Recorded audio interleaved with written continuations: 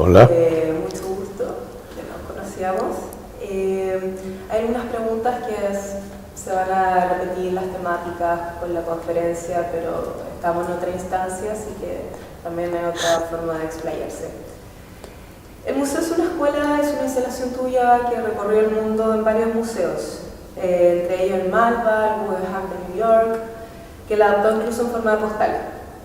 ¿Cómo se gestó este trabajo y cómo fue la experiencia en los distintos lugares? En la mayoría no tuve experiencia personal, porque son esas instalaciones por correo, que va carta, viene carta y al final se hace. Así que no sé cuál es el efecto. Sé lo que me gustaría que pase, y es que la institución que lo pone se comprometa a cambiar y a realmente convertirse en un instituto pedagógico que se preocupa por educar al público y no solamente de presentar objetos de una colección. Y al mismo tiempo que los artistas que participan en las muestras se comprometan a comunicarse con el público y no solamente a producir obra, y que el público se active, básicamente. Al final de todo me gustaría que el artista no sea necesario y que el público, o lo que es el público, funcione por sí mismo.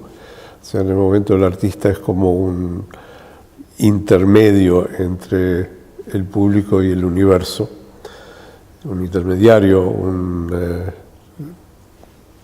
traductor, digamos, de un idioma que idealmente el público mismo sería capaz de hablar y de establecer sus propias conexiones y sacar conclusiones sin la ayuda de alguien que lo lleve de la mano.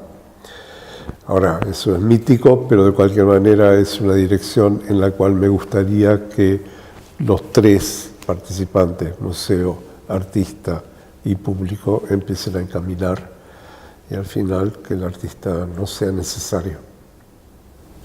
Tomando ese punto, ¿crees que una obra pueda ser completada por el autor, como este coautor del que hablabas, sin tener como estas guías o señuelos por parte del artista? No, creo que no. Es decir, yo creo que el artista es un manipulador y manipula al público para que empiece a pensar y a percibir y a emocionarse en determinada dirección. Entonces, hay artistas que dan una dirección lineal muy concreta y en general la obra muere en la obra misma y no tiene posibilidad de evolucionar o evocar en el público.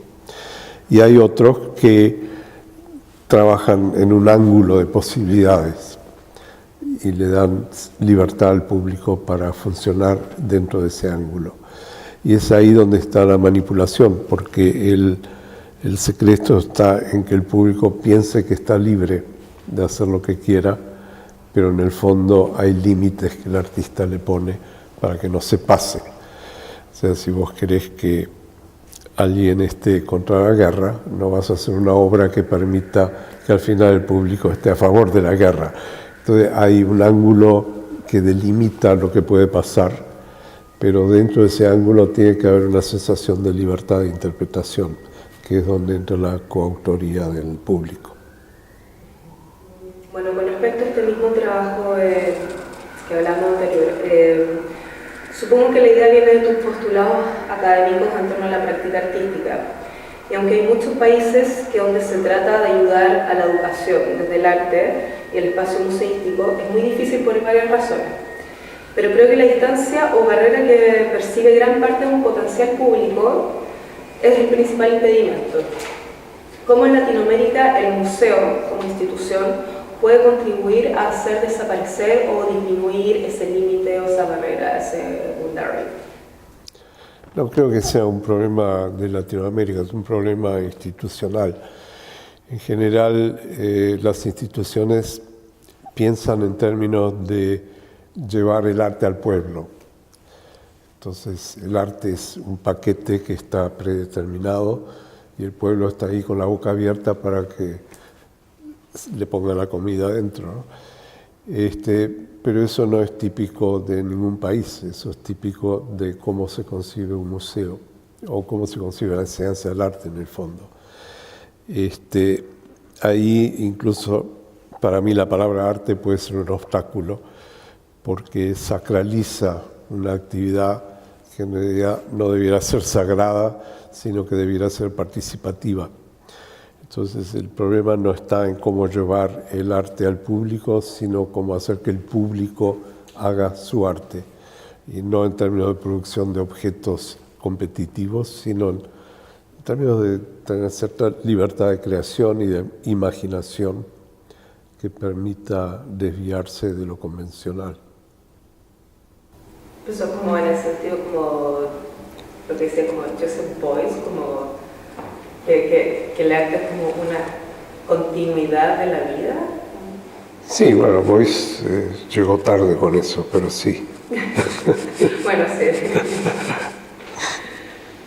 En este mismo sentido, veo bastante utópico, por ejemplo, los programas de educación en las escuelas ayudan a las personas ya desde la niñez o adolescencia a entender que el espacio del arte y la cultura, representado en la sociedad por el museo, es para todos y que es base para una sociedad entera. ¿Cómo ve la situación de la educación tradicional hoy con respecto a propiciar este acercamiento? En cómo vemos el arte tradicionalmente, es como una extensión de la artesanía. O sea, el arte es como una artesanía plus, una artesanía que tiene un factor más, un poco indefinible, pero viene basado en fabricar algo. Y debido a ese legado que posterga el conocimiento en el proceso artístico, o sea, posterga el asumir el arte como una forma de conocer en lugar de una forma de hacer. Las escuelas te dan materiales para que juegues con el material y en el fondo esperan que desarrolles una artesanía. Y la escuela de arte te enseña a pintar, a esculpir, a grabar, a sacar fotos, también postergando la decisión de qué hacer con eso. Entonces te forman como un artesano y esperan que algún día descubras qué cuernos podés hacer con la artesanía que aprendiste. Y cuando esa artesanía no te sirve, tenés que combatirla, empezar a desaprender lo que aprendiste para liberarte y empezar a conocer.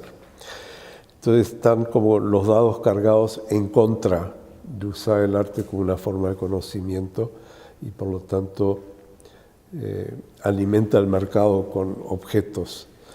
Para mí es una especie de desastre ecológico porque hay una contaminación de colecciones y de propiedad de objetos, de cosas que no sirven para nada, que no contribuyen culturalmente y que muchas veces son nada más que esfuerzos por el así llamado artista de tratar de entender qué es el arte sin saber bien qué es. O sea, son productos que surgen de una búsqueda pero que no llegan a encontrar. Entonces, esas son residuos, digamos, de experimentos que no llegaron a término. Pero como parecen ser objetos de arte, circulan en los circuitos. Entonces no hay filtros por el lado del artista, que en general guarda todo lo que toca y todo lo que hace, y no hay filtros tampoco en los circuitos de exposición, porque no hay manera objetiva tampoco de determinarlo, qué cosa es arte y qué no. Y ahí es la historia que al final va a filtrar y decir algunas cosas sí, algunas cosas no. Pero hay una cosa que las obras con título de arte son indestructibles. Uno no se anima a destruir algo que está catalogado como arte, aunque no le guste. Es una especie de religión. negativa. O sea, este arte que tú dices que queda como residuo es porque no está, en cierto modo, propiciando nuevos modelos de conocimiento. Claro. En lugares y países como el nuestro, los programas públicos de eventos artísticos muchas veces necesitan partir desde otro punto, uno mucho más básico, no como sociedad que la población tiene una estrecha relación con el arte y la cultura. Por ejemplo, Berlin Biennale, Art Basel, Bienal de Venecia, Manifesta, etc. Por esto más es bastante complejo pensar en el mapa de acciones para hacer del museo una escuela. ¿En qué lógica crees para acercar el arte y crear un glosario artístico a una sociedad que ni siquiera sabe lo que significa arte contemporáneo? En cierto modo, todo el arte que haces es contemporáneo y todo arte que ves del pasado fue contemporáneo en su momento. Así que el término contemporáneo es muy elástico y relativo. El problema hoy es que lo que llamamos arte contemporáneo es un arte muy elitista y es producido para un segmento muy pequeño del público. En parte es como una investigación especializada, aplica a conocimientos previos que tiene ese grupo reducido, pero en parte también aplica a un sentido de moda y de deseo del grupo que puede adquirir ese arte.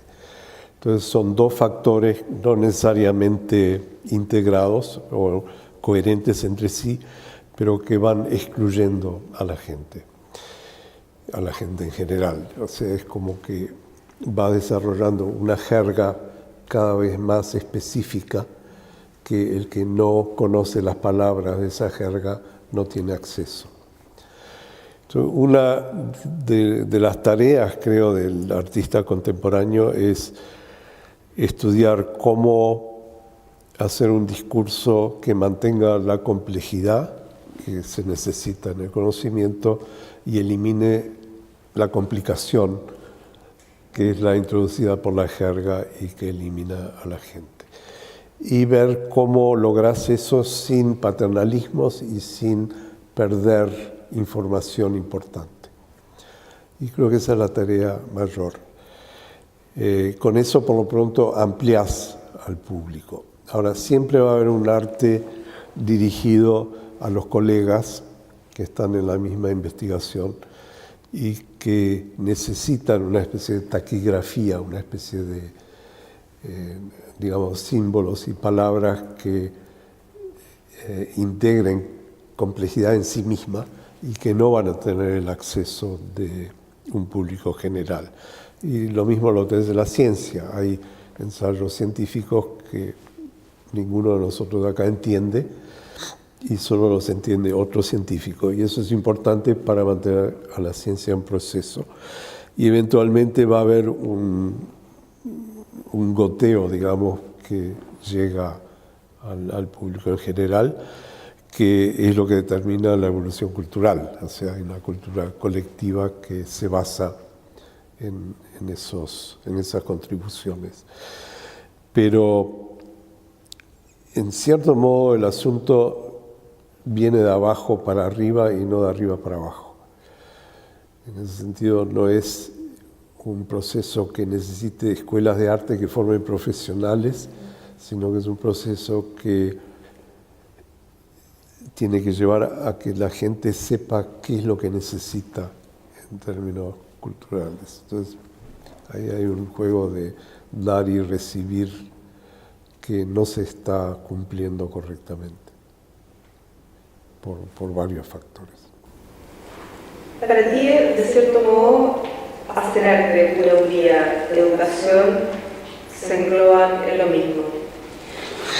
Que hacer ejercicio en el aula es hacer arte. Si ser un buen pedagogo y no producir obras, piezas de arte, puedes ser artista al igual que quien las produce. Podría serlo también un buen cirujano o un buen agrónomo. ¿Dónde está ese límite entre ser artista y no serlo y no sea más allá de la autodesignación. Mira, una definición que para mí todavía opera es que el arte es algo que no tiene función, no tiene aplicación práctica. Entonces, comparar al artista con un cirujano no es una comparación correcta. El cirujano tiene una tarea muy definida que tiene que cumplir y si no la cumple, el paciente se muere. En arte, a lo mejor creas algún trauma por ahí, pero no hay un peligro de muerte. Entonces, no son tareas comparables, porque una es hacer objetos inútiles en el mejor sentido de la palabra y en el otro es hacer tareas útiles. No cabe la comparación. No sé si eso te contesta. Sí, me contesta. Está bien. ¿Tuviste la posibilidad durante tu estadía acá de adentrarte en el desierto más seco del mundo? ¿Es este el peor o mejor lugar para el arte? ¿O en qué punto de espectro se ubica este contexto? ¿Cómo lo ves? No entendí bien. Este contexto tan difícil, el desierto, que presenta más oportunidades, más desventajas, ¿en qué espectro se ubica la práctica artística dentro del desierto más seco del mundo? Bueno, a mí me sorprendió estar en un ambiente en que no hay escuelas de arte y no hay museos. Pero no puedo decir que sea algo negativo. O sea, me parece que hay un campo abierto justamente para construir yendo de abajo para arriba, para revisar qué pasa en la escuela primaria, por ejemplo, para abrir la pedagogía a que la gente pueda imaginar, incluso sin el peso de una escuela de arte o de un museo. Y de ahí ir desarrollando necesidades para que en algún momento haya una escuela de arte o haya un museo que refleje ese proceso en lugar de ser vertical de arriba para abajo. Pero no sé, o sea, es un proceso muy largo que seguramente ninguno de nosotros va a poder ver y evaluar, pero es una situación interesante, especialmente frente al fracaso de la otra situación. En esta dialéctica que mencionas muchas veces de mainstream o flujo principal y la periferia, donde el flujo es unidireccional, y estando con tu base en Nueva York, ¿cómo es posible lograr esta vista de ahí de la periferia y las prácticas artísticas de la periferia y las prácticas artísticas del mainstream y cómo se hace este flujo? Bueno, el flujo hegemónico, digamos, se basa en que el arte es más o menos universal. Y universal quiere decir que el arte hegemónico puede imperar en todo el mundo. Pero estamos un poco en algo parecido a lo que hablaba de la belleza. O sea, si el arte es universal, quiere decir que tiene que tener un promedio que se entienda en todo el mundo y por lo tanto la complejidad de lo local hay que irlo eliminando. Entonces se pierde mucho en el proceso, se pierde un poco la identidad local, se pierde el pegamento de la comunidad que se puede expresar por ciertos entendidos que no son accesibles a la hegemonía. Y, en fin, todo eso me parece que hay que estimularlo y afirmarlo en lugar de destruirlo, tratando de adaptarse a lo que el centro cultural trata de dictar. En cuanto a mí, sí, estoy en Nueva York, pero es un asunto geográfico. Eso no quiere decir que mi mente esté en Nueva York, está mi cuerpo. Mi mente en el fondo sigue estando en Uruguay. O sea, veo las cosas siempre sentado en un cerco, observando qué es lo que pasa en el espacio, no estoy dentro del espacio. Entonces, una manera de mantener la distancia crítica. Hay una pregunta que no tengo escrita ni preparada, era como más mi inquietud personal. Con respecto a esto del arte regional, incluso folclórico,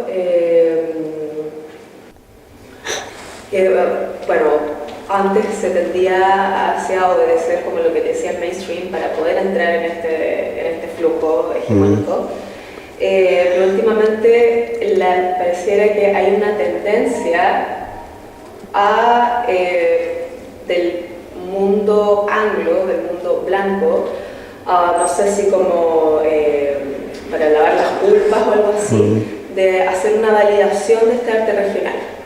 Por ejemplo, digamos que la Berlinale tomó como tema África. Muchas exhibiciones, en muchas ciudades se está tomando el tema de la migración, descolonización, y en verdad es como ya otra muestra más que habla de lo mismo, y están tratando de validar el otro, pero igual desde el punto de vista del blanco. Entonces al final es como igual es la gran victoria de la hegemonía, aunque estemos tratando de incorporar al otro, al africano, al latinoamericano, lo que sea. ¿Cómo ves tú eso? No, lo veo como un intento de enriquecer el lenguaje hegemónico, pero es un problema que tiene la hegemonía, no es un problema que tiene el África o la colonia descolonizada o, digamos, el barrio. Para mí, la unidad identitaria más importante, en cierto modo, es el barrio, no es el país, no es la ciudad, no es el continente. O sea, hablamos de todo eso como muletas culturales, pero en el fondo importa quién está viviendo al lado tuyo y cómo te comunicas, jugás a la pelota en la calle o no, quiénes son tus amigos, cómo se mantiene el núcleo de interés común. Ahora, ese núcleo de interés común ya no es limitado a una geografía. Con Internet, tu barrio puede estar mitad en China, mitad en África y mitad acá, pero sigue siendo un barrio que te identifica dentro de una comunidad. Yo el otro día, pensando en Uruguay, me di cuenta que yo en realidad no conozco el Uruguay, yo conozco Montevideo. Entonces, si alguien me pregunta ¿de dónde sos?, yo no debiera decir que soy de Uruguay, sino debiera decir que soy de Montevideo. Pero más que eso, dentro de Montevideo hay barrios en los que yo nunca estuve. El año pasado fui por primera vez a un barrio que se llama Peñarol, que es súper interesante, y yo soy de otro barrio que es Pocitos. Entonces, si alguien me pregunta de dónde sos, yo debería decir soy de Pocitos. Entonces así vas reduciendo, y soy de Pocitos porque fui a la escuela primaria en Pocitos, fui al liceo, fui a la Facultad de Arquitectura y fui a la Escuela de Bellas Artes. Por casualidad todos están en mi barrio.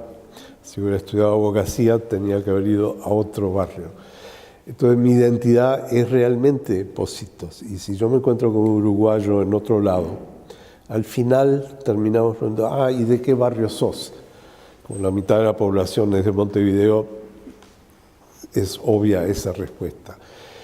Pero terminás diciendo, yo también soy de Pocitos. Y entonces ya hay memorias comunes, hay olores comunes, hay plazas comunes, hay cantidad de cosas que te afirman la conexión, mucho más que la idea muy vaga de Uruguay, que al final es sí ganamos el campeonato mundial en 1950 y seguimos con eso, ¿no? Ahora, todo eso, que es muy complejo y muy sutil, no cabe en una muestra del Museo de Arte Moderno y no la entenderían. Y ahora hubo, el año pasado fue, creo, una gran muestra de Torres García, que es la gloria artística uruguaya, y fue muy interesante porque la muestra enfatizó la obra constructivista de Torres García. Pero Torres García, al mismo tiempo que hacía constructivismo, hacía paisajes, hacía retratos. O sea, el tipo hacía lo que se le antojaba. No era era un dogmático, sí, cuando hacía arte constructivista, pero no era un dogmático consigo mismo. Y como personaje era mucho más rico que el constructivismo, aunque el constructivismo es importante como acto histórico dentro del arte hegemónico.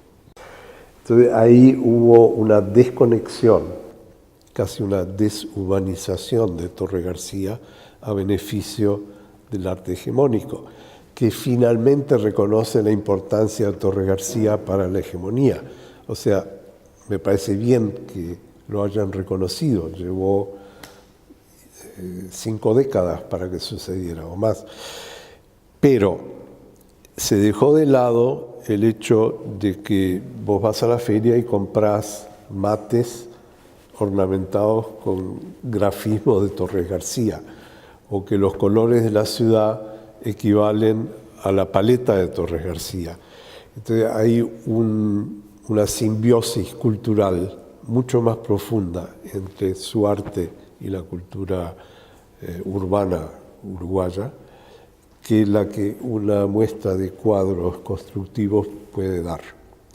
Y es a eso a lo que me refiero. No me refiero al folclorismo o a la imagen de mantener una tradición que es ficticia y que muere o murió.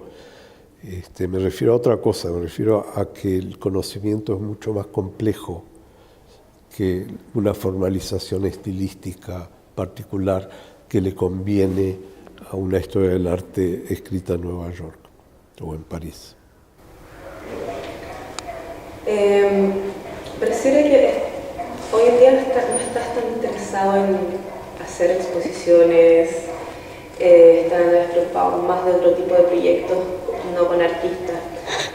¿Qué es para ti lo que se agotó en el arte que te encuentras como en esta búsqueda?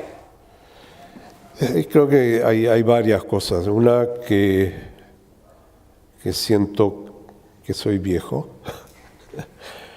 que tengo menos ideas que las que tenía, que no tengo la angustia de triunfar como artista y que viendo el límite de energía o entendiendo la reserva de energía que me queda, está mejor aplicada a pensar en términos de un cambio de la enseñanza que en hacer objetos puestos en una pared que ve poca gente y que al final no tiene mayor efecto. Así que todo eso me lleva a enfatizar estas otras cosas y desenfatizar la parte de producción artística. No es que haya dejado de producir, solo que me interesa menos. ¿Salió bien? Salió perfecto.